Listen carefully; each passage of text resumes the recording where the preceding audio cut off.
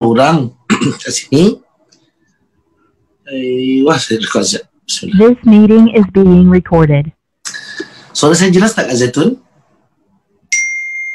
Jelas, sangat jelas. Alhamdulillah. Okey, terima kasih Kak. Bismillahirrahmanirrahim. Alhamdulillahirabbil wa bihi nasta'in ala umuri dunya waddin wassalatu wassalamu ala rasulil amin nabiyina Muhammad wa ala alihi wa ashabihi ajma'in. Rabbi shrah li sadri wa yassir li amri wahlul 'uqdatam min lisani yafqahu qawli. Rabbi yassir wa la tu'assir. Rabbi atmim bil khairi innaka ala kulli syai'in qadir. Assalamualaikum warahmatullahi wabarakatuh. Alhamdulillah tuan-tuan dan puan yang berada di Zoom ataupun yang berada di luar Bilik Darjah di Facebook. Syukur pada Allah SWT. Saya doakan semua sihat, sejahtera, dipelihara Allah, dirahmati Allah dengan hujan, dengan barakah kehidupan, ketenangan hati, dan juga insyaAllah jauh daripada segala balak bencana. Allahumma amin. Okay, insyaAllah. Pak Haji Tarikh, saya dengar tadi diorang kacau-kacau Pak Haji Tarikh apa? Muka berseri. Mudah-mudahan seri tu kekal sampai syurga Pak Haji Tarikh. Tak dengar Kalau tak dengar, Pak Haji Tarikh tak dengar. My problem with my microphone. Okay. Microphone problem tak apa. Tapi Pak Haji Tarikh jangan problem. Okay. InsyaAllah kalau Pak Haji Tarikh tak dengar, nanti boleh dengar recording dia insyaAllah. Okay. Oh, kemarin tak boleh buang Pak Haji Tarikh ni. Pak Haji Tarikh tak dengar betul lah. Okay. So tuan-tuan dan hari ini insyaAllah macam mana tadi Kak Aini share dengan kita sampai kepada bab 64. Betul tak Zaitun? Betul. Okey, sekejap saya tengok dia punya konten. Ayuh. Okey. 64 iaitu bab, kasih pada Kak Aini, bab mempersingkat solat dan menyempurnakannya. Okey. Boleh tak? Sikit-sikit lagi. Okey. Okey Kak Zaitun macam biasa, silakan Kak Zaitun tafadhali. Bab 64 mempersingkat solat dan menyempurnakannya. An Anas bin Malik qala kana an-nabiyyu sallallahu alaihi wasallam yujizu as-salata wa yukmiluha. Dari Anas dia berkata biasanya Nabi sallallahu alaihi wasallam meringkas solat dan menyempurnakannya. Keterangan hadis bab mempersingkat solat dan menyempurnakannya. Bab ini tercantum dalam riwayat Al-Mustamli dan Karimah. Demikian pula yang disebutkan oleh Al-Ismaili. Namun dalam riwayat yang lainnya bab ini tidak dicantumkan. Apabila dikatakan bab ini tidak ada, maka kesesuaian hadis Anas dengan judul bab yang lalu dapat ditinjau dari sisi bahawa orang yang menempuh cara Nabi SAW dalam mempersingkat dan menyempurnakan solat, maka ia tidak keberatan dalam memperpanjang solat. Ibnu Abi Syaibah meriwayatkan melalui jalur Abu Mijlaz. Dia berkata, mereka para sahabat menyempurnakan dan menyingkat solat serta mendahului was-was. Riwayat ini memberi keterangan tentang faktor yang menjadikan mereka meringankan solat. Oleh sebab itu, berikutnya Imam Bukhari menyebutkan bab yang memberi isyarat bahawa perbuatan Nabi SAW meringankan solat bukan kerana faktor tadi. Sebab baginda SAW terpelihara daripada was-was. Bahkan baginda SAW meringankan solat apabila terjadi sesuatu yang mengharuskannya seperti anak kecil yang menangis. Adapun yang dimaksud mempersingkat seraya menyempurnakannya adalah Sultan, Kak Zaitun baca muka surat berapa? Bawah Ustaz. Bawah? Oh, bawah. Okey. Saya tak nampak tertutup dengan ni, sorry. Okey. Adapun? Apabila terjadi sesuatu, okey. Adapun yang dimaksud mempersingkat seraya menyempurnakannya adalah melakukan batas minimal dalam melaksanakan rukun-rukun solat atau gerakan lainnya. Nah, Kak Zaitun sebagai pembaca, Kak Zaitun dapat tangkap apa apabila Imam Bukhari sebut mempersingkat solat dan menyempurnakannya. Maknanya dia bawa datang Imam Bukhari bawa datang hadis yang menyatakan Nabi pernah singkatkan solat Rasulullah. Betul tak? Betul. Okey. Nah, Nabi takkan singkatkan solat, maknanya bukan qasar, tapi menyegerakan atau memendekkan sedikit daripada kadar biasa Nabi sembahyang. Okey. atas dasar apa Kak Zaitun secara umum? Jika terjadi sesuatu seperti anak kecil yang menangis. Okey, so bermakna Nabi takkan singkatkan kecuali bersebab. Bersebab. Okey, so jika terjadi perkara mendatang masa tadi, anak kecil menangis, kemalangan, katalah ada benda yang jatuh, angin kuat tiup. Okey, tapi ada tak sembahyang lain yang Nabi singkatkan? Pendek je, Nabi sembahyang tu cop-cop lah orang sekarang cakap. Ada tak? Selalunya panjang, Ustaz. Saya buat, okey. Apa solat yang Kak Zaitun rasa agak-agak paling pendek? Dalam 5 waktu, paling pendek. Paling pendek maksudnya dibanding semua. 2 rakaat lah subuh. Itu kalau jumlah rakaat. Kalau duration sembahyang. Sebab kalau Nabi sembahyang Isya 4 rakaat. 4 rakaat Nabi tu sampai kepada tengah malam. Kalau kita ikut jumlah rakaat, saya tak rasa apa-apa banyak pun. Tapi kalau kita ikut duration sembahyang, maka ada chance kita dapat tengok sembahyang apa paling pendek. Sembahyang apa Kak Zaitun? Mungkin asar. Mungkin asar. Waktu sibuk. Sir, kenapa tak sebut zuhur? Tak, waktu asar kan sibuk dan waktunya agak Okey, so bermakna waktunya ada perkara yang ni haram buat sembahyang selepas sembahyang asar. Lepas tu ada tuntutan lain. Okey, itu satu soal jawapan. Maknanya saya reserve dulu. Cik Rana, saya ternampak nama Cik Rana. Cik Rana boleh, alhamdulillah, boleh bersuara. Ternampak pula ni. Apa khabar Cik Rana, sihat? Nampak Nami tu. Nampak tak berbunyi? Okey, saya tengok siapa lagi ada.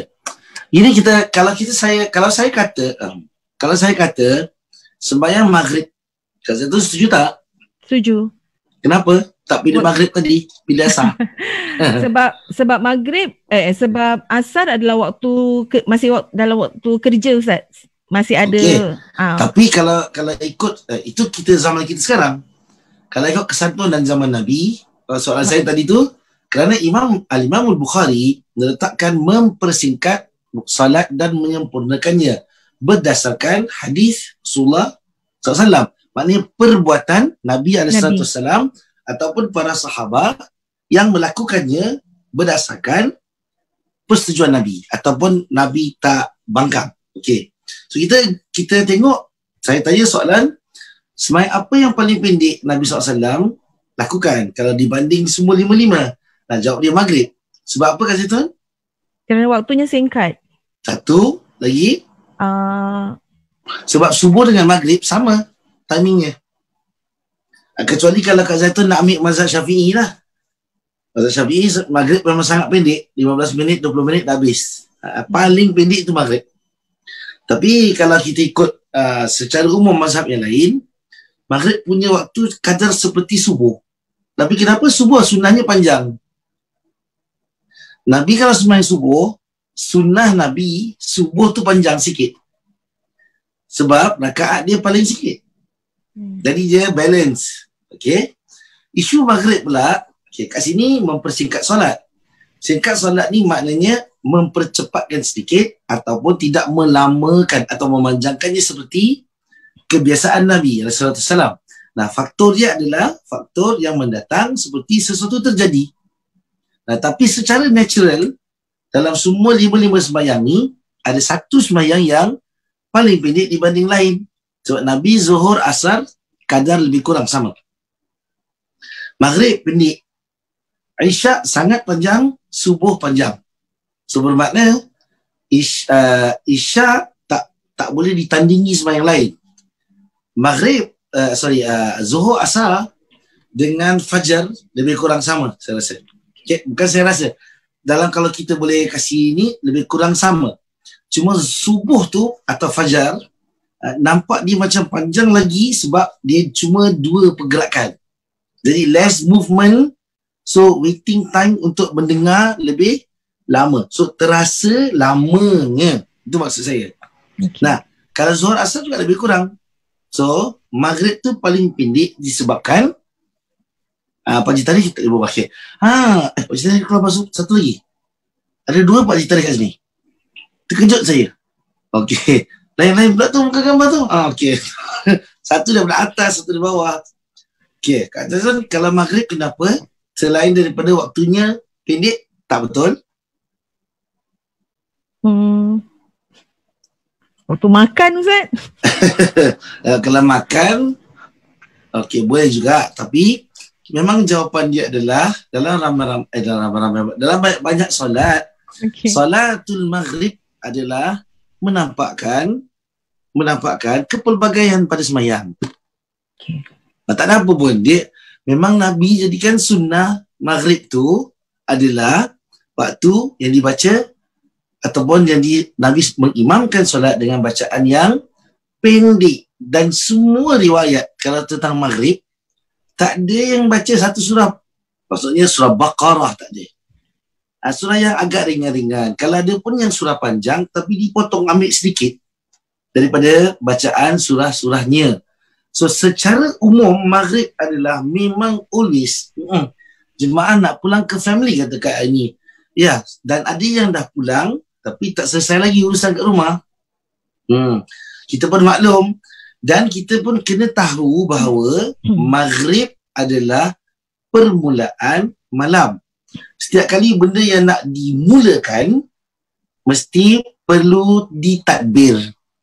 Manakala subuh, fajar, sembahyang fajar dia bukan permulaan pagi. Syuruk tu permulaan pagi.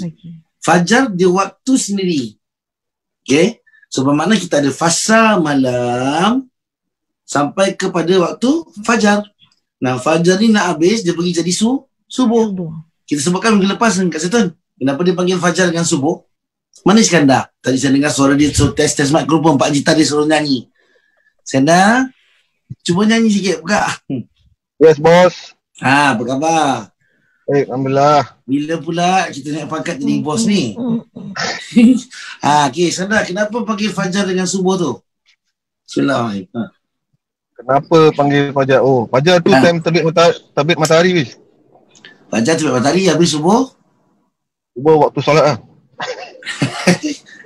Orang Arab panggil semayang fajar, subuh, salatul fajri.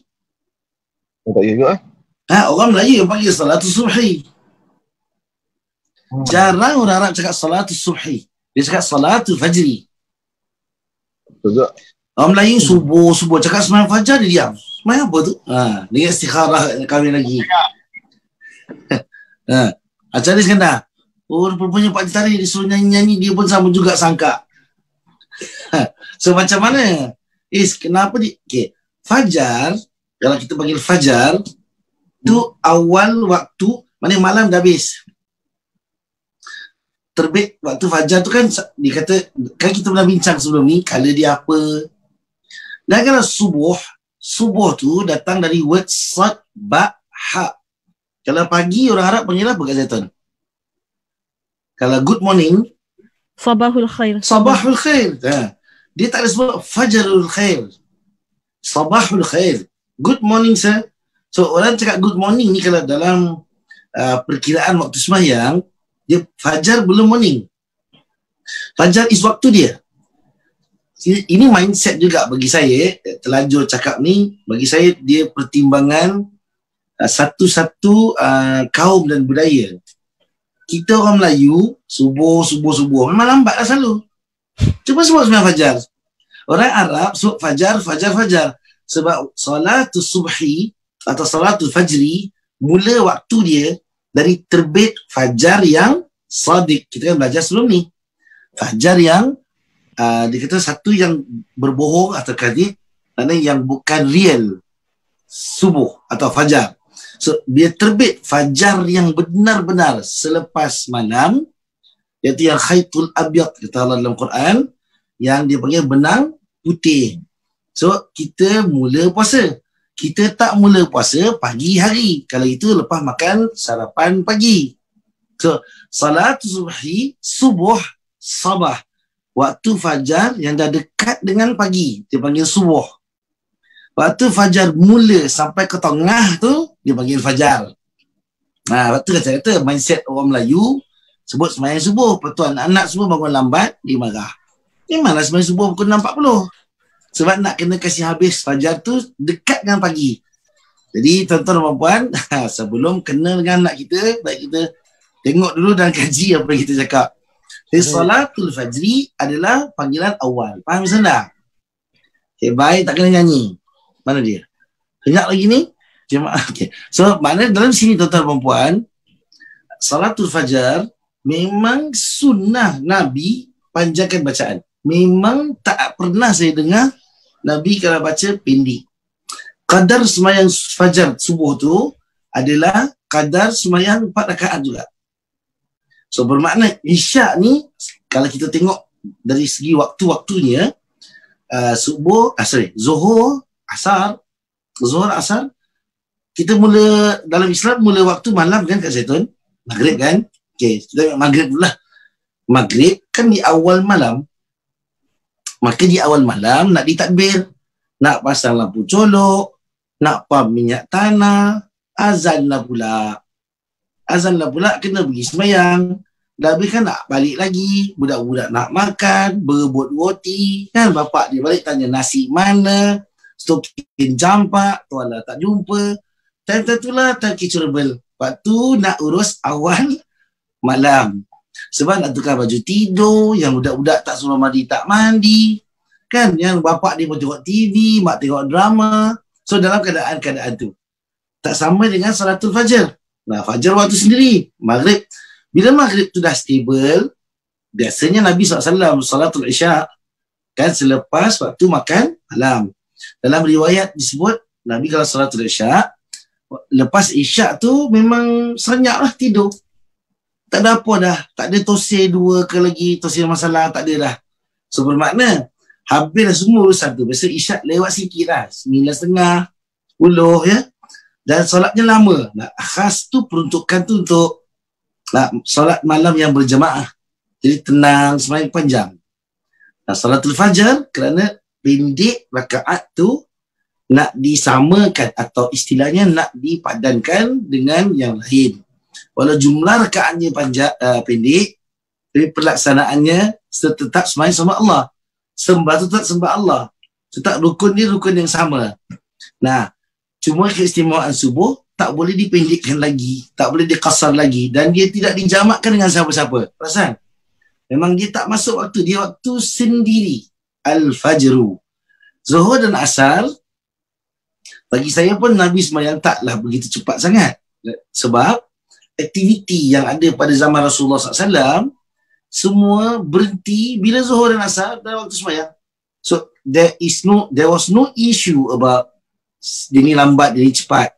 But ada keperluan untuk menghabiskan tugas. Nah, orang Arab secara umum, tuan-tuan dan puan, tidak lepas Zuhur is waktu rehat.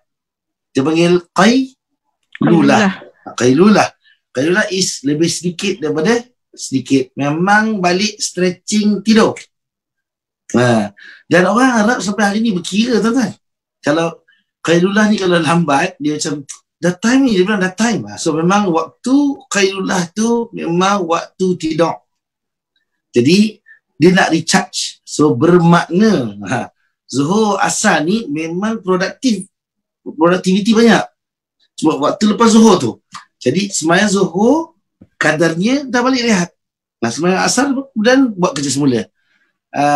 Saya sekadar menerangkan bermakna Imam Al-Bukhari sebut dalam bab ni menyingkatkan atau mempersingkat solat dan menyempurnakannya mengikut keadaan faktor yang datang. Nabi melajukan sikit ataupun Nabi memendekkan sedikit kadar waktu sembahyangnya, kadar lama sembahyangnya.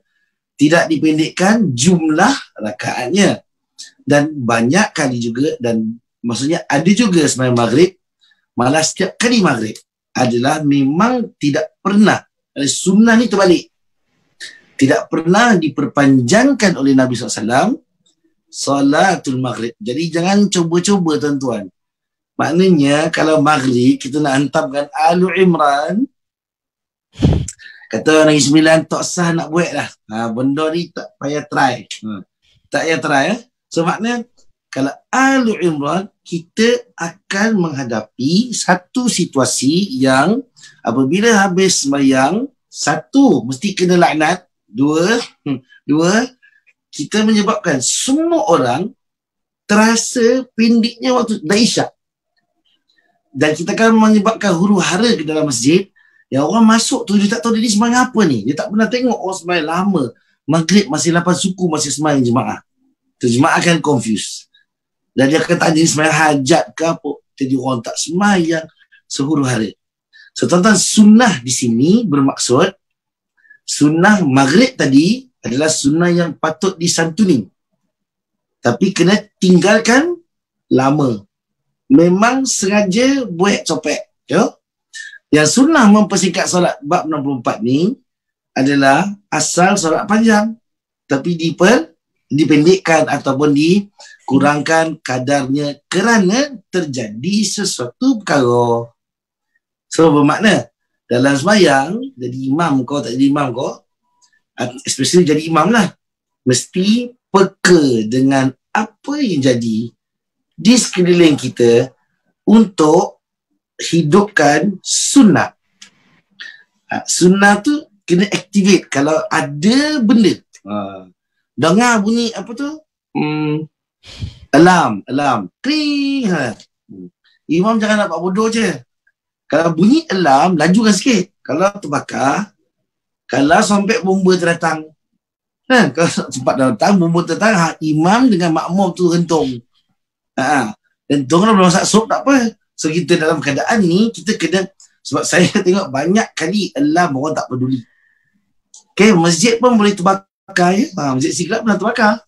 Dan Alhamdulillah dibangun semula.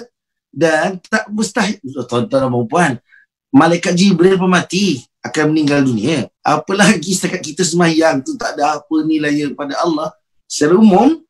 Jadi berarti to react and to be sensitive dalam salatul jamaah pada perkara-perkara personal orang-orang yang membabikan jamaah adalah sunnah, dan tujuannya adalah supaya tidak menjadikan kelompok jamaah ni huru hara pasal satu orang. Maslahatnya maslahat nampak macam jaga benda yang jadi, tapi sebenarnya nak pelihara semua. Kalau tidak nanti satu lari semua lari. Jadi kita nak kekang benda ni, jadi lajukan aja, jalan perlahan-lahan. So kita kena faham bahawa sunnah di sini adalah melestarikan, bukan personal. Kita tak pernah cater personal, tapi nampak personal, tapi sebenarnya maslahat dia adalah umum. Okay, boleh faham ke Sultan? Okay. Itu maksud saya daripada perpendekan. Kalau kat sini hadis Anas bin Malik wa yukmiluha. Nabi banyak kali Nabi dengar bayi menangis. Saya ingat tuan-tuan dan perempuan, kalau figure yang bagus ya, maksud saya bagus ni taklah kata yang lain tak bagus. Yang mudah kita faham, okey, yang menjadikan sunnah satu platform atau wadah menyejahterakan, menjadikan sejahtera masyarakat adalah Sayyidina Umar Ibn Khattab radhiyallahu anhu. Saya teringat satu peristiwa waktu Umar radhiyallahu anhu petrol malam kan, di jalan malam kan, dia cek malam. Dia jumpa apa kat Zaitun waktu malam? Kesian kat Zaitun, tanya kena baca. Siapa lagi ada? Pakcik Gani. Pakcik Gani apa khabar? Mana sekarang nak pergi?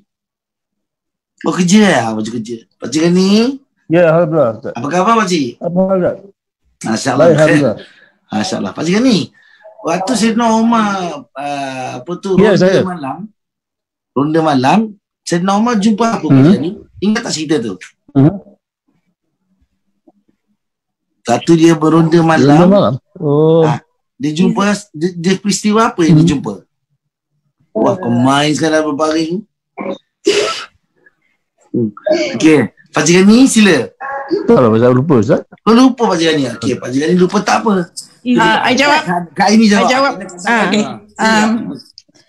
Saidina Umar di tengah meronda, then he overheard the conversation between the mother and the daughter, Betul. where the mom is trying to cheat with the measurement of milk by adding water. Betul kan? Okey, betul. Dia orang satu. Tapi Satu. dia remind dan dia warning, betul tak Kak? Betul.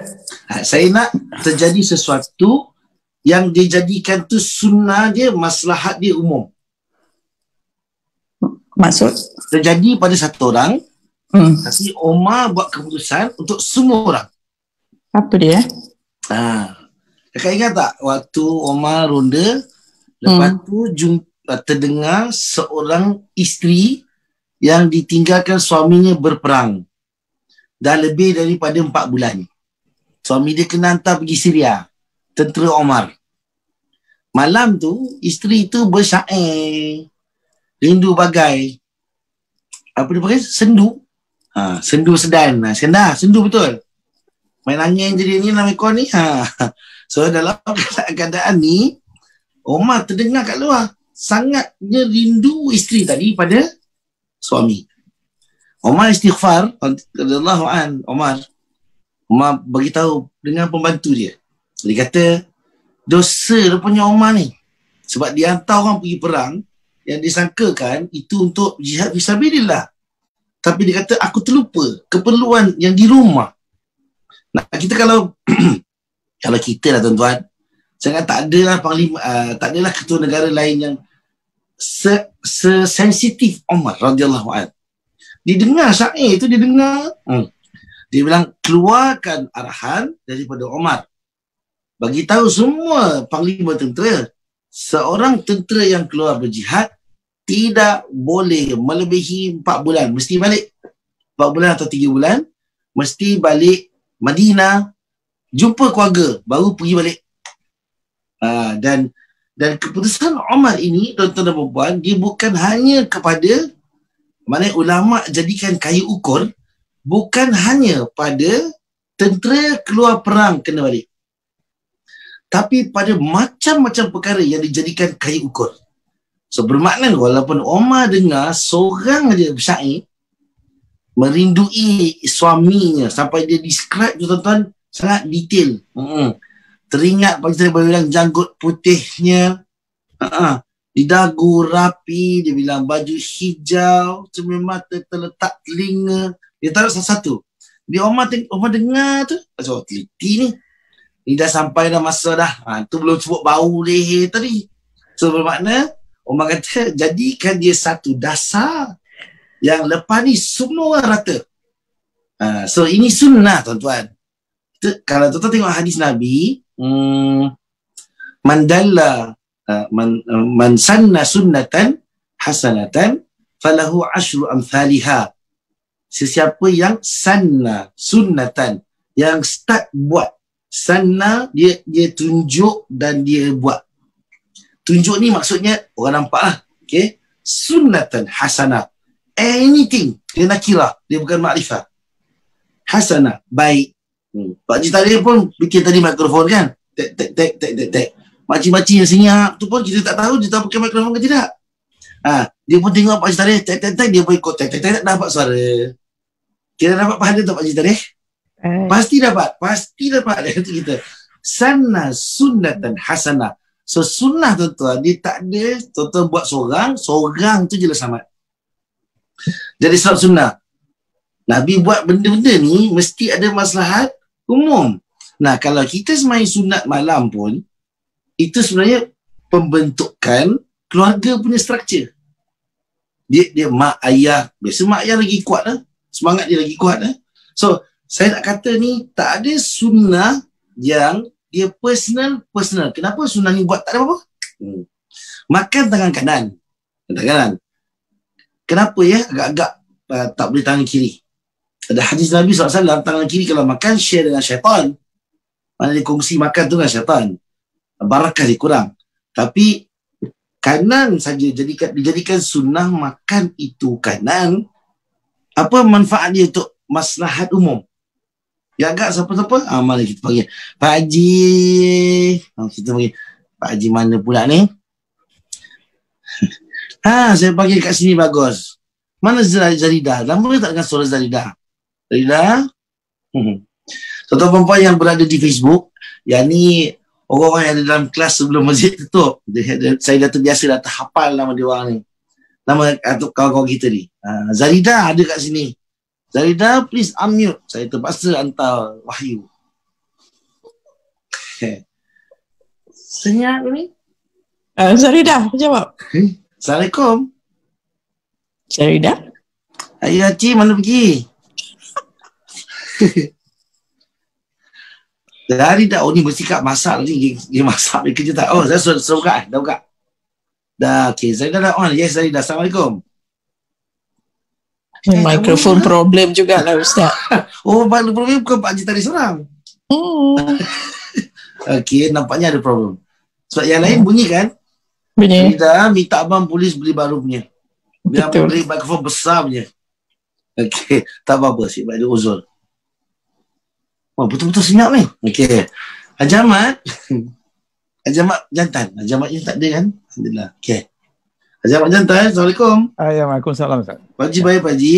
Baik, alhamdulillah. Okey. Tadi saya tersangkap kat mana soalan saya tadi tu? Kejap ya. Saya tanya pasal Makan tangan kanan. Kanan. Makan tangan kanan. Thank you Kak Zeta. Kenapa Pak Jamal, apa simbolik kepada sunnah makan tangan kanan saja yang memanfaatkan atau yang dirasakan manfaat dia pada umum? Oh, Agak-agak Pak Jamal. Tak kisah. Just no right or wrong answer. saya kalau dari segi apa ni daripada segi saintifik saya tahu kalau segi ni Sila saya Pak Jamal. Kalau saintifik kenapa Pak Jamal kanan? saintifik because kanan tu ada yang punya satu enzim yang berikan kita supaya makanan kita tu mudah diazamkan apa semua tangan kanan. Oh, berbanding Lagi kiri. satu bakteria yang ada kat tangan kanan tu lebih baik daripada yang ini yang Oh, satu Masya lagi. Allah. Okey. Okey, yang ni saya tak tahu. Ini saya belajar dari Pak Jamal. Okay, thank you. Kalau gitu Pak Jamal dah tolong, saya tolonglah. Maknanya kalau makan tangan kanan, dia jadi satu standard SOP. Tuan-tuan dan puan, makan dengan tangan ni, dia nak masuk mulut. Ini zaman belum ada COVID lagi. Kalau makan tak ada sunnah stay kanan, orang akan makan kanan dan kiri. So maknanya dia buat mana yang selesa lah untuk Kak Zaitun. Bermakna sekejap kali sapu lantai tangan kanan, dia makan juga tangan kanan nanti. Mana dia tak basuh ke. Zaman dulu kita faham terhad beberapa perkara. Dan menampakkan formality atau kita panggil apa, dress code lah, atau istilah dia apa, satu standard bahawa peradaban makan dan setiap yang makan tangan kanan adalah masyarakat yang bertamadun. Maknanya dia faham undang-undang. Maknanya okey, kita tak asal boleh. Sebab etika makan beramai senang spark kalau tak betul. Betul tak Zaitun? Kita pergi kedai makan, orang kat sebelah dia buang nyos, dia pakai tisu. Kita macam padahal nasi lemak belum sampai. Betul tak? Zaridah kata mic problem, I cannot unmute. Okay, it's okay Zaridah. Dah unmute lah Zaridah. Tadi dah unmute. I think you yang punya mic yang tak unmute. The system dah unmute. Okay. So, kalau kita tonton orang berkahak pun tak, dia berkahak pukul 5 pagi dalam rumah dia, satu blok dengar, tak apa. Tapi dia berkahak sebelah. Bunyi telefon siapa pula tu? Okay. Tapi kalau dia berkahak, betul-betul dekat kita nak makan, kita akan macam etika makan dia sangat dekat dengan perkumpulan. So pasal tu orang Jawa pun makan nasi ambeng, bawa balik kan kat situ. Simpan sikit kan. Saya tengok adat dan budaya dan makan senang menyatukan.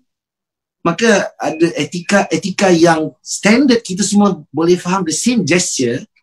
Itu manfaat. Masa tu sunnah tu macam tu. Mana ada sunnah gulung seluar, gulung ramai-ramai, mana ada? Sunnah makan jemaah aja. Minta yang dekat. So dia ada beberapa di situlah. Ni kalau untuk ambil mudah tuan-tuan dan puan-puan ya. So saya buat kesimpulan untuk hadis ni, iaitu Hadis Anas bin Malik radhiyallahu an bahawa biasa saja untuk kita menyegerakan solat atau melajukan sedikit atas keperluan sesuatu terjadi dan tidak perlu kira apa sebabnya. Tuan-tuan dengar pelik sikit. Saya kata dengar sebab imam dengar je. Imam tak boleh pusing. Kan? Dengar pelik sikit. Terlempak gitu. Lajukan sikit. Ada can jemaah terempak kayu ke? Tak ada can tak pintu pecah ke? Kan? Ada saja perkara-perkara yang boleh berlaku. Kalau dengar guru berdentum di langit, kan? Tak payah nak takbir panjang-panjang. Allah, tak payah. Guru dah bunyi dah tu. Copet segera je. Ya? Dan saya juga nak menyatakan, tadi kat bawah tu ada sikit Kak Zaitun keterangan tu tentang bacaan. Oleh sebab itu berikutnya Al-Imam Al-Bukhari menyebutkan bab yang memberi isyarat bahawa perbuatan Nabi SAW meringankan salat bukan kerana faktor tadi, tapi sebab beliau ini datang daripada para sahabat menyempurnakan dan meningkat salat serta mendahului was-was. Okey, di syarah hadis yang sebelum ni mana tadi kat satu tu saya baca Ibnu Abi Syaibah meriwayatkan. Jumpa kat satu. Ya. Tolong saya bacakan balik. Ibnu Abi Syaibah meriwayatkan melalui jalur Abu Mijlas, dia berkata, mereka para sahabat menyempurnakan dan menyingkatkan solat serta mendahului was-was. Riwayat menyingkatkan ini solat serta mendahului was-was. Okey. Riwayat ini memberi keterangan tentang faktor yang menjadikan mereka meringankan solat. Oleh sebab itu, berikutnya Imam Bukhari menyebutkan bab yang memberi isyarat bahawa perbuatan Nabi SAW meringankan solat bukan kerana faktor tadi. Ya, maknanya ada di kalangan ilmuwan yang menjadikan bahawa Nabi segerakan solat kerana faktor was-was yang ada. Maknanya semayang macam mana, keadaan ni gini sah tak sah. Tadi misal asar lambat. Nabi SAW pernah asarnya lambat sebab dalam perjalanan. Nah, bukan kerana was-was Nabi cepatkan.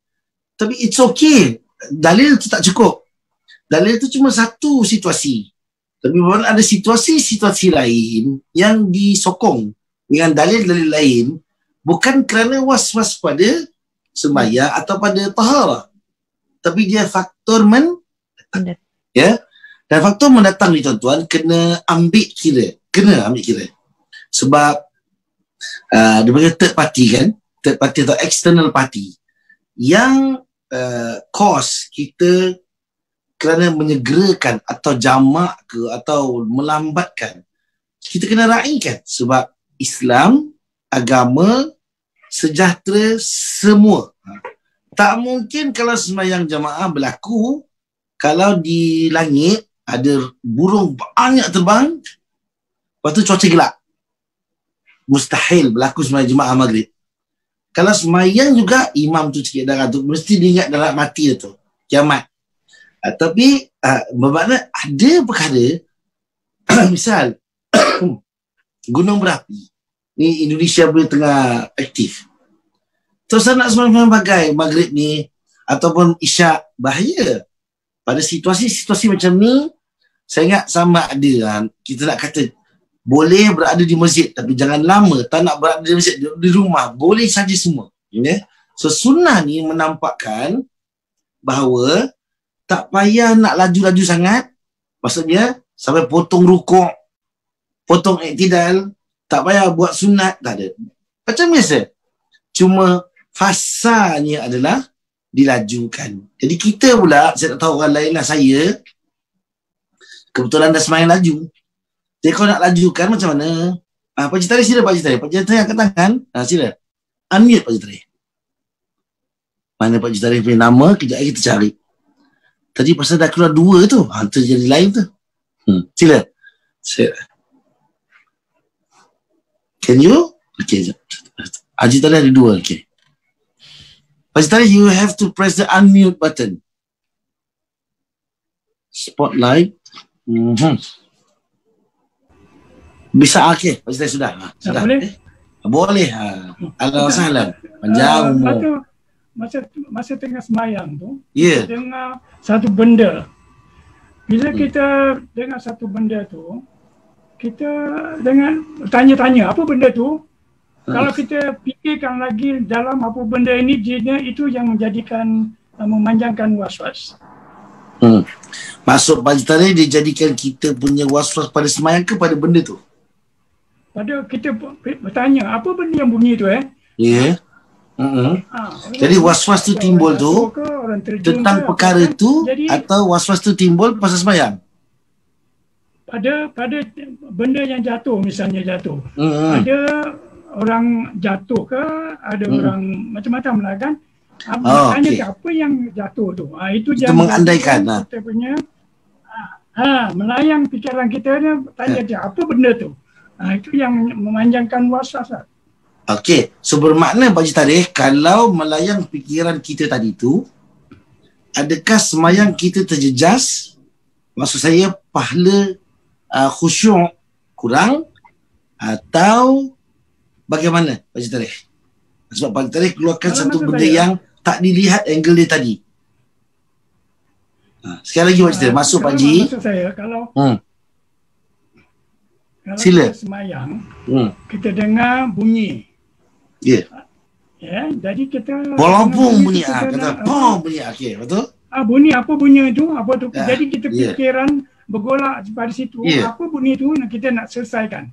Itu yang katakan kita tak nak mau panjangkan cerita itu, kita lekaskan. Jadi was-was tak datang. Bermakna supaya tidak mengganggu fokus pada semayang, maka segerakanlah supaya tidak menimbulkan lebih banyak was-was dan hati lebih bercakap-cakap. Kapa bondo jadi itu kan Pak Cik Tarikh? Molotov ko apa kan? Ya, itulah. Molotov pijak ko tiba-tiba yang bunyi kan, tak ada apa semua ni kan. Kita buat fikir benda lah. Atau binatang ke kan? Kita dengar aksiden ke? Sebab kadang-kadang masjid yang kocik yang macam tepi jalan, boleh je kereta aksiden naik atas masjid tu. Kan? Masih baik tak kena imam tu. So bermakna kita Pak Cik Tarikh sebut dari satu angle-nya. Namun Pak Cik Tarikh itu untuk orang-orang beriman macam Pak Cik Tarikh ni, dan dia jaga semayang dia elok. Yang macam saya semayang ni Pak Cik Tarikh, tak sampai nak fikir tu. Memang tak ada apa-apa jadi pun fikir benda lain juga.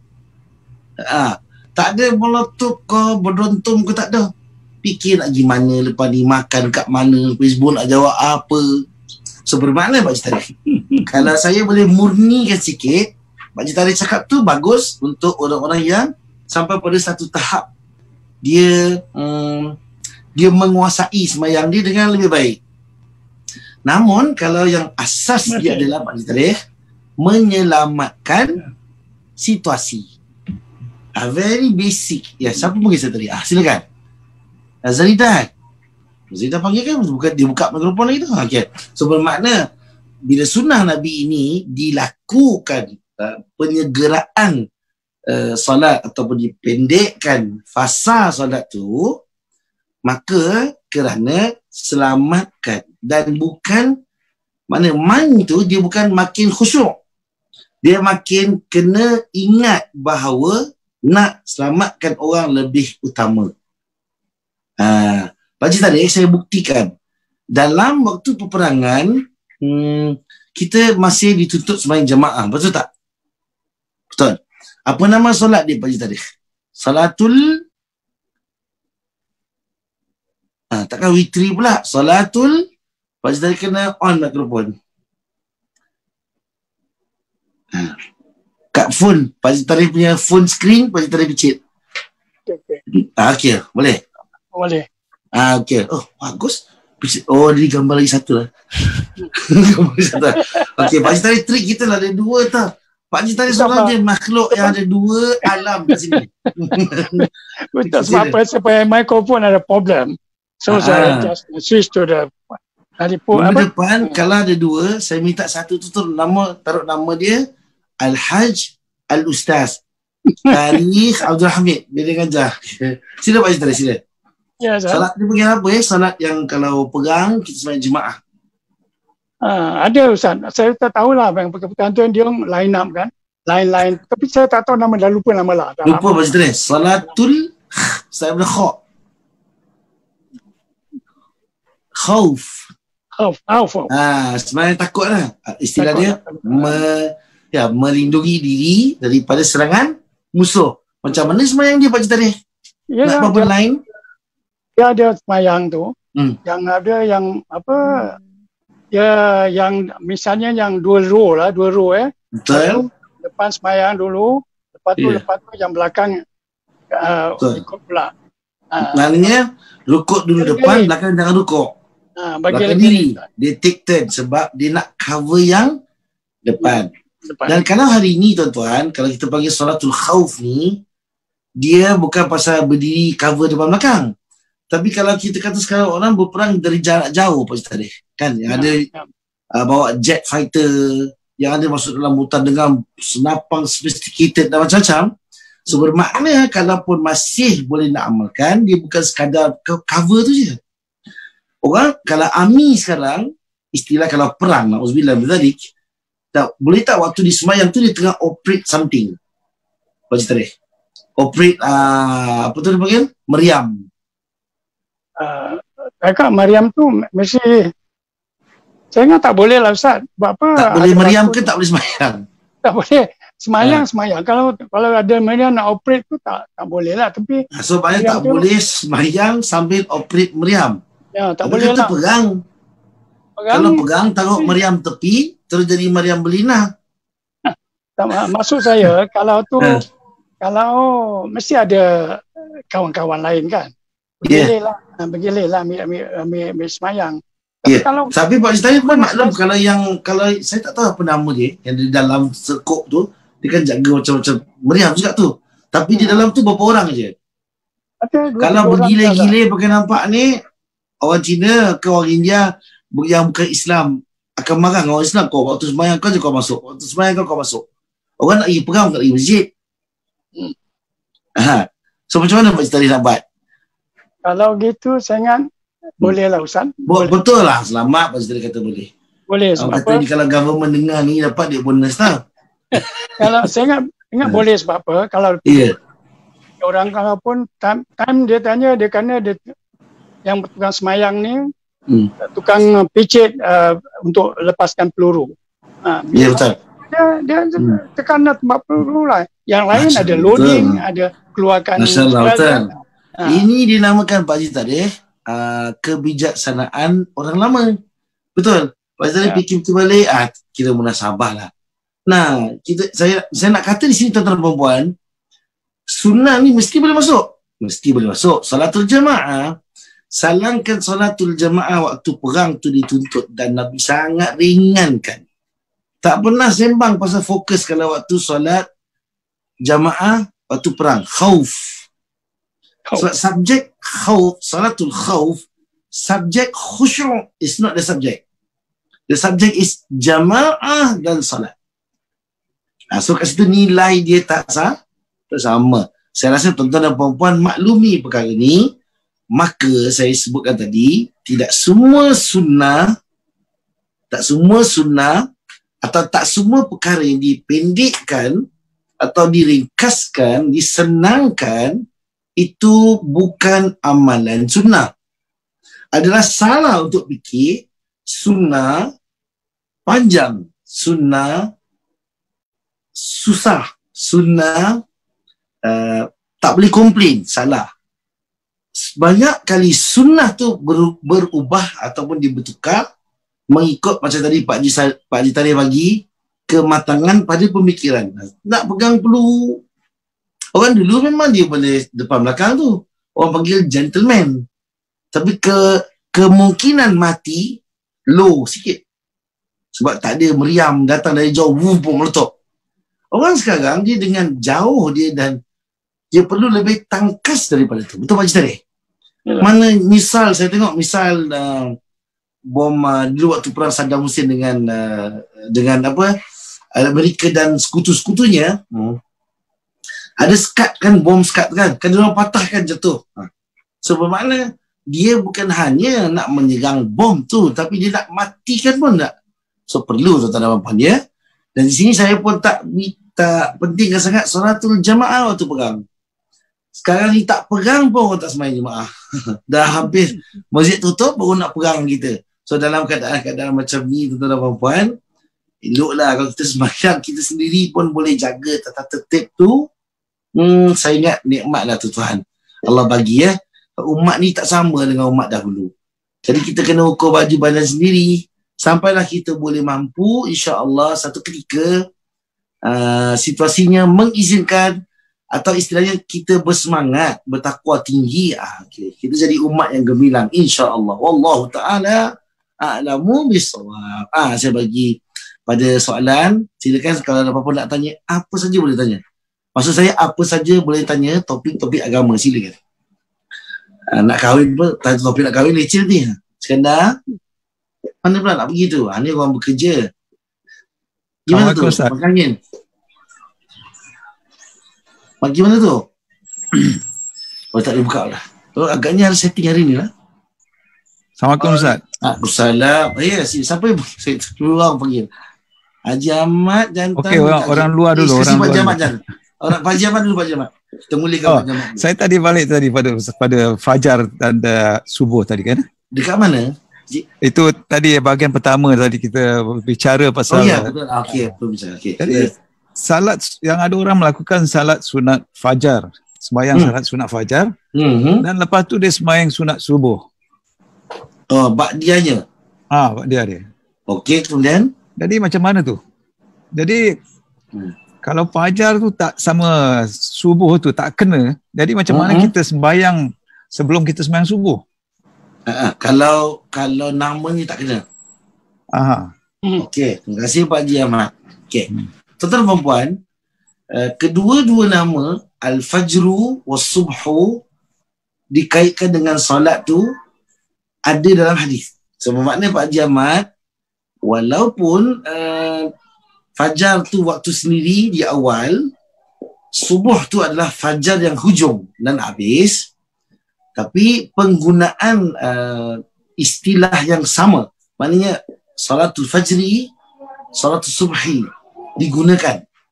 Cuma yang biasa saya sebut tadi Pak Jamat, kebanyakan mengikut masyarakat, normalnya adalah dia ikut budaya je waktu disebut. So orang Arab salatul fajri. Saya tengok orang Arab tuan agak rajin juga bangun sembahyang subuh. Dan istilah dia apa ya? Dia orang boleh tak tidur kalau macam dah lagi sejam nak subuh, dia tak tidur, dia tunggu. Kita ni orang Melayu 5 minit pun pantang. Sandar kiri kan Pak Jamat, sandar ke kiri tu. Sikit sampailah ke bawah. Senyap tu dah. Lepas tengah subuh-subuh kayak tak ada. Bangun-bangun Zuhur dah. So, bermakna penggunaan je. Jadi kalau ada orang sembahyang sebelum subuh atau sebelum fajar, qabliyah fajar, Pak Jamat kena tahu tu dia tak ada sebelum fajar, sebelum subuh. Tak boleh 2 kali. Sebab itu yang mustahil. Ada orang, sebab itu saya argue dengan dia. Saya kata kalau kita katakan salat sunat fajar, bahkan kita sembahyang sunat subuh, bila waktu yang kita sembahyang fajar tu? Jadi saya tahu kalau dia katakan dia sembahyang salat sunat fajar syidik, itu lagi satu hal juga. Betul. Sebab dalam sunnah Pak Jamat, qabliyah fajar atau istilah dia salat sunat yang berlaku setelah masuknya waktu fajar atau subuh, satu je.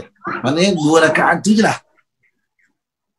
Jadi dia macam sebelum masuk subuh tu sudah ada fajar. Betul. Kita sembahyang tu, kita sembahyang sunat fajar tu sebelum masuk subuh lah tu. Tidak. Tidak, sebab penggunaan nama yang itu tadi kepada linguistik ataupun literally translated. Tapi kalau penggunaan sembahyang digunakan dua-dua, salatul fajri dan salatul subhi. Jadi qabliyah subuh dengan qabliyah fajar adalah perkara yang sama. Sama ya? Ya, saya Pak Jamat. Jadi dalam salat bukan 2 kali salat lah. Salah tu salah.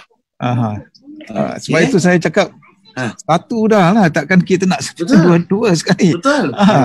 Adalah tidak sunnah kalau orang menambah jumlah sunnah kepada number yang tidak sunnah. Itu nama dia penyakit. Habis dia bawa pula itu bila fajar dia kata kita semayang sunat fajar. Saya cakap macam mana kita nak semayang sunat fajar masa tu kita tak dibolehkan kita semayang. Ya betul. Maknanya belum masuk waktu. Belum. Dan salat subuh, qabliyah subuh mesti setelah waktu masuk sempurna. Betul Pak Jamat. Terima kasih Ustaz. Sama Pak Jamat. Barakallahu. Ya Pak Haji Tarikh. Pak Haji Tarikh angkat tangan tu saya nampak isteri. Jumpa Pak Haji, unmute dulu. Tak ada suara. Tak dengar apa dah. Entahlah maaf, tak ada dengar apa. Kena on dulu. Dia, saya cari Pak Haji Tarikh. Ustaz? Ada pula. Kalau masuk saya, masuk saja waktu subuh, azan aja, saya semayang fajar. Dua surat. Dan bila lepas semayang fajar dah siap ada doa semua, saya masuk waktu subuh. Niat subuh. Jadi ada bezanya. Instead qabliyah kan? Qabliyah fajar dengan qabliyah subuh. Saya sunat fajar dan sunat subuh. So maknanya yang first tadi masuk fajar. Pak Haji Tarikh niat semayang apa? Sekali lagi? Fajar lah. Sunat fajar. Sunat fajar. Lepas tu dan subuh? lepas tu saya masih subuh lah, subuh. So mana semayang subuh ke semayang sunat? Main betul subuh punya. Yang sebelum tadi sunat. Dah selesai. Sekarang semayang fardunya subuh. Fardunya subuh. Soalan Pak Haji Tarikh? Maksud saya, kalau niatkan kita, fajar tu, niat semayang tu tadi, sebelum subuh, sunat fajar. Sunat fajar. Sesudah fajar, fardu subuh. Kalau lebih sunnah Pak Haji Tarikh, sebelum fajar atau sebelum masuk waktu fajar tu atau diistilahkan sebagai waktu subuh, sebelum dia sunat semayang tahajud atau semayang witir. Jadi dia maksud saya segini Ustaz. Sila. Orang azan aja waktu subuh dah masuk lah. Dah masuk waktu subuh. Saya semayang fajar. Betul. Sunatin fajar rakaat ini, sunat fajar 2 rakaat. Lepas tu baru semayang fardu subuh. Tadi ada bezanya itulah. Instead of keberatan subuh, sampai aja sunat fajar subuh. Pak Haji Tarikh nak bagi alternatif ya. Saya faham. Sebab tadi Pak Haji Ahmad sebut dia semayang 2 kali. Kan? Subuh, fajar masuk pakai semayang, dia lepas semayang subuh, lepas semayang fajar, dia subuh dia semayang lagi. So Pak Haji Tarikh bagi cadangan, kalau lah terasa nak buat macam tu kan, kau hilanglah fadilat tu, sebelum tu kan azan subuh, bolehlah semayang apa-apa yang boleh semayang kan Pak Haji Tarikh? Boleh. Nak semayang, nak tahajud kau, terserah lah, betul tak? Tapi kalau nanti lepas yang azannya pula, semayangnya qabliyah subuh pula. Jadi dapat dua-dua. Dan itu tak sunnah. Jangan buat benda tu. Tuan-tuan yang belajar, jangan dibuat. Maksudnya Pak Haji Tarikh bagus sebagai cadangan Pak Haji Tarikh kalau buat ni pada orang yang baru peluk Islam, baru nak kenal Islam.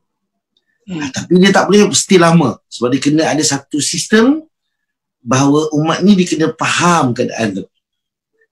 Jangan, saya khawatir kalau diamal juga nanti dia jadi sia-sia. Sebab kalaupun Nabi pernah bangun lambat, bukan bangun lambat lah, ada urusan terlambat ke masjid untuk fajar. Sebab ada ketika saya ada riwayat Nabi SAW semayang subuh hampir sudah waktunya syuruk. Maknanya terang lah, langit tu terang sekali. So balik, kalau dah terang ni kita maklum sajalah Pak Haji Tarikh, tapi Nabi tak pun tambah solat sunat, tak pun tinggalkan. So bermakna dia stay yang asli satu. Pak Haji Tarikh tanya sikit boleh? Semayang sunat qabliyah sunnah qabliyah zuhur. Ya. Semayang dia kerana qabliyah dia atau kerana zuhur dia? Sebelum solat yang fardu tu qabliyah lah sebelum. Jadi kita solat sunat. Saya faham. Dinamakan qabliyah atau sunnah tu jadi kerana dia qabliyah sebelum ataupun kerana dia sunnah Nabi yang Nabi ada faktor lain. Tengok itu apa sunat apa yang dituntutlah sunat. Betul. Rawatib. Betul. Tuntut. Dia diusulkan kan kita tak tambahlah sunat. Betul. Belum. Tapi ini yang masuk ustaz ni kita semayang zuhur memang dia tetap zuhur. Sebelum tu kita semayang nak ambil sunat dia, nak ambil rawatibnya. Jadi soalan ustaz dia apa tujuannya tu? Fajr Tarikh tak boleh semayang let's say sunat rawatib yang banyak dalam waktu zuhur. Tak boleh kan? Dia rawatib ni nak kena ikut time, betul tak? Ya. Saya jamakkan semua, saya malamkan bangun nak makan aiskrim, saya sekalian saya semayang. Tak boleh kan? Tak boleh lah. Saya dah berniat nak makan cakui malam. Nantilah semayang qabliyah je sekali semua. Tak boleh. Dia harus pada anggaran munasabah waktu yang sudah disebabkan dia valid. Contoh, tak ada qabliyah subuh kalau tak ada subuh. Maknanya kalau Pak Haji Tarikh tunggu pun sampai kiamat dah. Walaupun kiamat tu dokek, tunggulah bulan durian tu jatuh lah. Tak ada. Dia tetap isyak tu juga main. Dan tuan-tuan kena maklum ya, saya rasa pada ketika ini Pak Haji Tarikh itu alternatif kalau orang sama dia bincang tak dapat jawapan. So dia semayang yang macam tadi. Okay. Ini saya cakap ni panduan untuk bantu orang yang tak faham apa situasi yang mendesak. Kalau dia faham, dia boleh mesyuarah elok. Orang Islam ni tak payah gaduh sebenarnya. Dia kalau gaduh, panjang cerita. Dia kalau siapa nak buat gitu, buatlah kau, tak ada masalah. Kalau nak buat gini, buatlah. Tapi kalau tuan-tuan antara, kalau Pak Haji Tarikh dengan Pak Haji Ahmad Jantan, kalau ada dua imam ni, ada situasi tertentu, Pak Haji Tarikh siapa dia? Pak Haji Tarikh rasa dia orang pilih Pak Haji Tarikh atau Pak Haji Ahmad jadi imam? Saya cakap sekali. Saya itu ni fajar dengan subuh. Okay, kalau Arab dia kata fajar. Kalau kita kata subuh. Tapi jadi kita punya niat itu sebelum subuh tu kita sembahyang fajar. Okey? Sebelum subuh sembahyang fajar. Ni azan waktu subuh ke waktu fajar? Because ini fajar dengan subuh only bahasa Ustaz. Bahasa fajar, kataan fajar, kataan subuh. Kalau niat kita tu fajar tu sebelum subuh. Dan subuh tu fardu subuh. Jadi itu niat hati kita macam mana?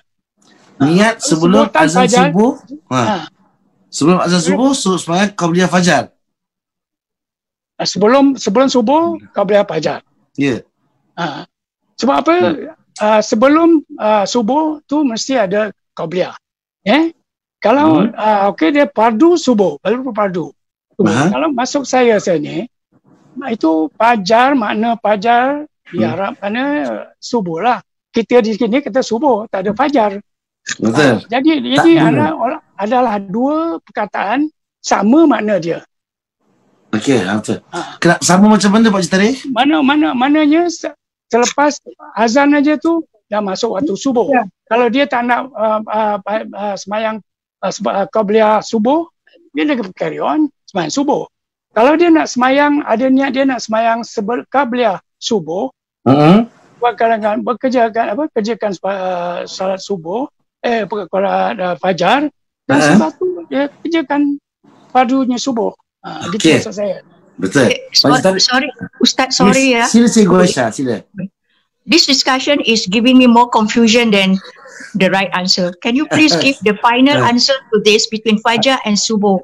What I know is Fajar and Subuh is the same time, right? It's the same, right? It's just a linguistic, as you said just now. Correct. So it's the same Fajar, and so we have to wait for subuh. Then we do qabliyah subuh lah, right? We don't have to do Fajar anymore, right? No. It's very nak kata tadi. confusing. Ya, Cikgu Aisyah. Dia tuan-tuan dan puan, semayang sunat 2 rakaat sebelum solat fajar dan solat subuh ni sama dengan fajar. Yalah. Kalau saya sebut fajar is subuh. Subuh is fajar. Subuh is fajar. Yes, correct cikgu. So undi 2 rakaat rawatib dia 2 rakaat sebelum solat fardunya. Bermakna dia bukan menjadi syariat kerana waktu fajar dan waktu subuh. Namun dia adalah pensyariatan semayang pagi itu fardu. Boleh cikgu Aisyah? So all along what I've been doing is the correct one, right? Correct. Yes. So far so good. Saya belum dengar ada orang buat yang tadi 2 set Pak Haji tadi kata tadi tu. So cannot. Maksud saya Ustaz, Fajar satu nama, subuh satu nama. Tapi nama semayang sama. Bahasa. Ni semua bahasa. Jadi kita niat kita tu kita nak tahu nak semayang sebelum subuh, pada subuh kita semayang 2 rakaat. Maksud qabliyah ataupun niat. Tapi kita punya niat hati kita awal kita niatkan qabliyah fajar macam tu. Fajar tu. Kalau nak semayang subuh nanti 6.45 pagi, kita niatkan supaya qabliyah subuh. Betul Pak Haji tadi? Bukan qabliyah subuh lagi, itu dah subuh fardu. Saya pula yang benda ni. Okey. Yang macam mana tu Pak Haji tadi? Ustaz saya makin bingung Ustaz. Saya makin bingung. Dua yang perkataan ni. Qabliyah subuh, makin bingung. Tidak Pak Haji tadi. Dua rakaat ni. Maksud saya aja. Fajar bahasa Arab kata subuh. Okey. Kalau subuh kita bahasa saja waktu subuh. Kadang saya nak semayang, saya niat hati dalam saya sebelum sembahyang pada subuh saya nak panjang 2 rakaat. Dan masuk waktu saya sembahyang 2 rakaat. Daripada qabliyah subuh lah kan? Itu dah qabliyah subuh lah. Ya. Kan? Itu sebab apa perkataan ni Fajar. Itu yang kita sembahyang tu lah. Habis lepas sembahyang sebelum subuh tadi, kita sembahyang 2 rakaat sebelum subuh, dan lepas tu sembahyang subuh, fardu subuh. Yang 2 rakaat sebelum subuh tu Pak Haji tadi, sembahyang apa tu? Sunat apa tu? Itu qabliyah lah. Qabliyah apa? Qabliyah subuh. Qabliyah subuh ke fajar? Fajar, itu perkataan saya kata tadi. Fajar dengan subuh ada satu mana. Betul. Masuk waktu yang subuh. Ya, so bermakna kalau di Arab sana dia kata fajar. Jadi yang Pak Haji tadi recommend tadi asal nak tahu niat kita tu dan kita ni sebenarnya qabliyah fajar ke qabliyah subuh tu ada qabliyah fajar Ustaz. Tak ada qabliyah fajar. Kalau fajar saja, maksud saya fajar tu sebab makna sebelum subuh. So maknanya tak ada qabliyah fajar. Tak ada qabliyah fajar lah. Okay, kalau saya nak niatkan saja aku semayang sunat qabliyah fajar lillahi ta'ala, pakai tak tu? No. So maknanya tak sah. Tak sah. Pak Haji tadi cakap fajar dengan subuh sama makna. Mana sama sebab apa? Waktunya sama. Di Arab pakai fajar. Kenapa kalau saya niat nak semayang qabliyah fajar tak boleh, tak sah? Sebab namanya sama. Orang digunakan, maksud saya dia gunakan masuk fajar.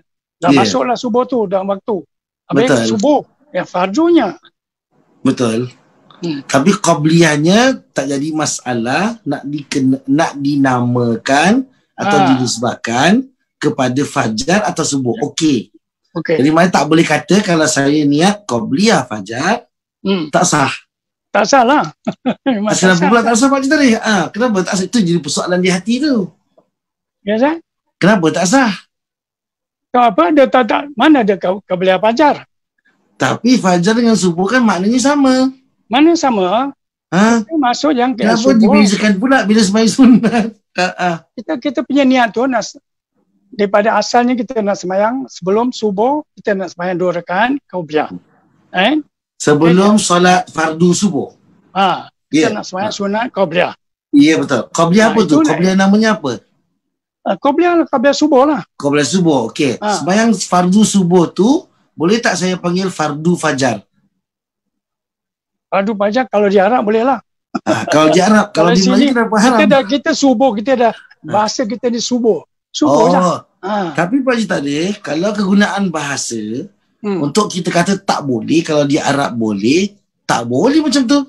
Kalau kita di Arab turun Nabi, dapat syafaat. Di sini tak ada Nabi, ada Yapin aja. Percaya Yapin kalau meninggal. Maksudnya, kalau itu pula, kalau orang Arab pula bilang, orang Melayu tak boleh dapat. So bermakna, dia kata ulama dalam bahasa benda-benda macam ni, la musyahata fil istilah. Dia tidak menjadi persoalan pada perbezaan nama ataupun dia bagi istilah yang kita bagi.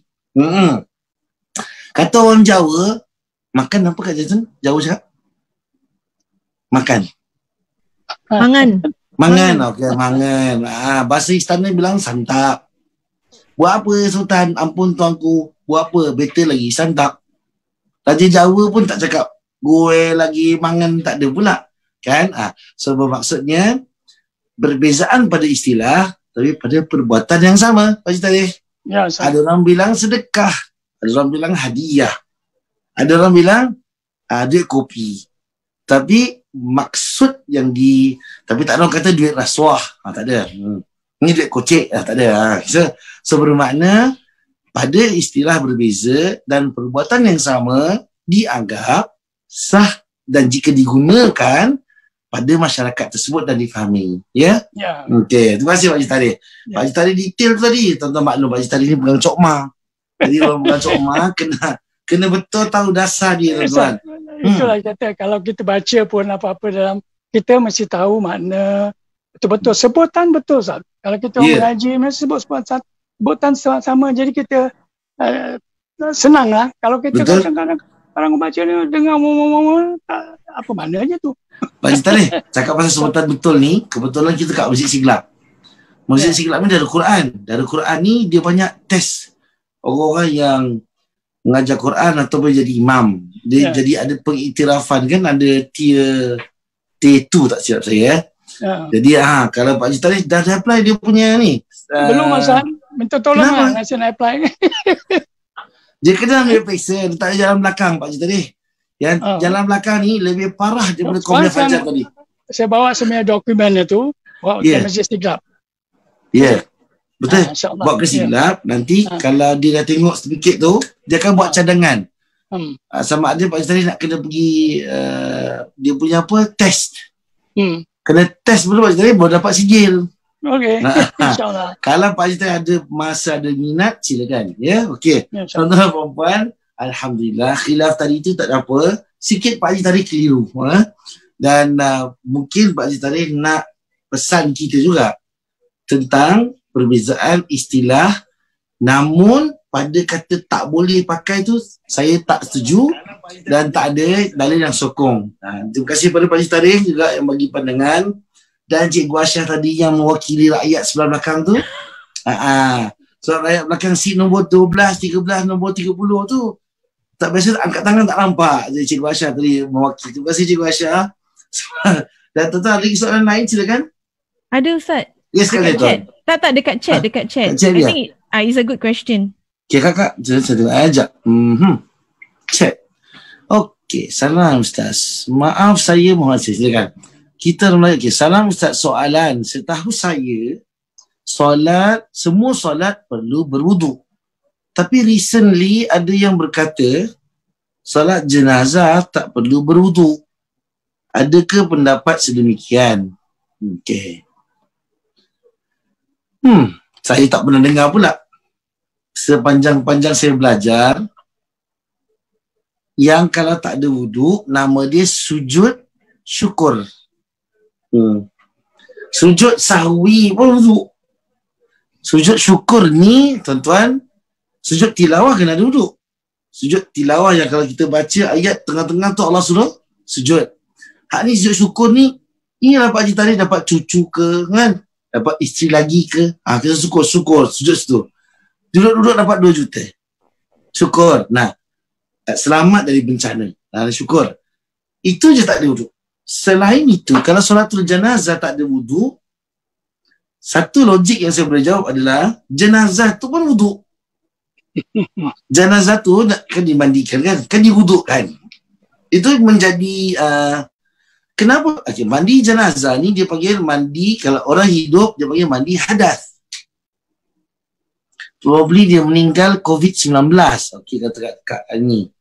Ya, kalau dia meninggal pasal COVID, kenapa yang nak semayangkan tu pula tak ada wuduk? Yang COVID tu memang tak ada wuduk. Okey, tu faham. Orang meninggal COVID-19 ni boleh kata syahid lah juga tuan-tuan. Sebab dia ada prosedur dia sendiri. Okey, kalau kita tak wudukkan jenazah, it's okay. Yang nak semayang ni pun hal pula dia tak wuduk pula. Jenazah pun dilepaskan atau dimuliakan dengan hadas ni diangkat. Yang nak semayang ni, dia pula hadas ni boleh nak semayang bagai ni, saya tak pernah dengar. Saya mungkin saya tak pernah dengar. Tak pernah Ustaz. Setahu saya tak boleh. I want to hear from you. Ya, siapa yang bertanya tadi? Puan Amira. Okey. Amira Amira muda ya. Amira Puan Amira lah saya tak tahu yang muda ke tua.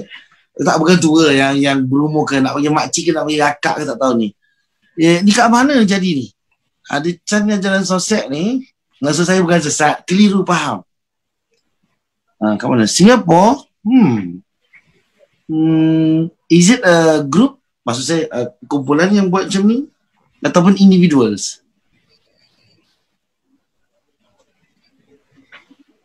Tak ada wuduk tapi tayamum kot, Makcik Betty kata. Individuals, okey.